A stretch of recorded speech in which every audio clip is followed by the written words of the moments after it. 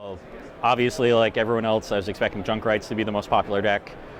So I definitely wanted to play a deck that would at least be reasonable in that matchup, if not favored, preferably, or I would just be playing Junk Rights and hope to win a lot of coin flips in the mirror.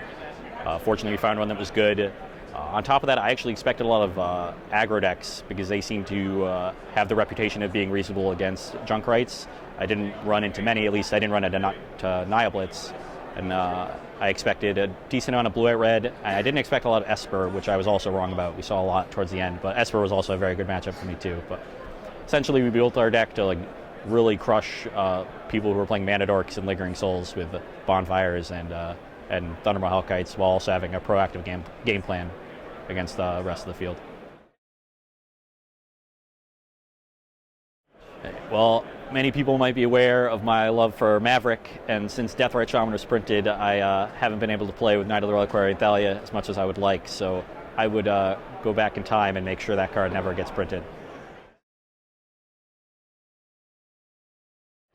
This is a good one. So it was round 5. No, we're still playing Legacy. So it was round 4 of Legacy, and I was playing against Brandon Nelson, who was on Esper Stoneblade.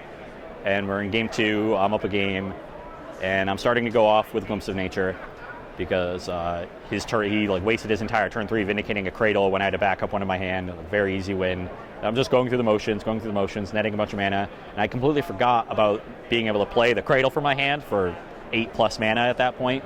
And so I got to 8 mana with just my creatures and thought I was 1 short to Green Sun Zenith for a Craterhoof Behemoth and kill him. So I played the Gaddock as the only creature in my hand to keep going off with Glimpse, and then was quickly informed when I tried to Green Sun Zenith that was not possible. So I still felt very confident about the game, of course, because I have Gaddock out, he can't Supreme Verdict me. I just passed the turn, and he untaps, rips Brainstorms into his 1 Perish, and I'm feeling pretty bad. Fortunately, I won that game 2 turns later, because I still had a 7-card hand. So I don't think there's much different you would do than a regular tournament, other than probably starting earlier because you have to deal with 2 formats. One thing I think people do as a goal in their testing too much, or they focus on too much, is trying to really nail down the metagame perfectly.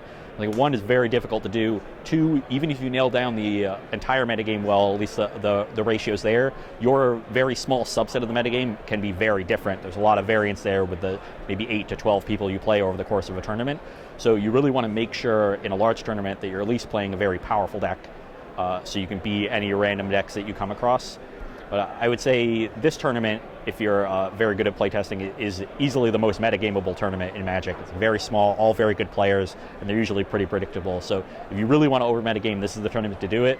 But for the most part, it's really just the same as any other Magic tournament.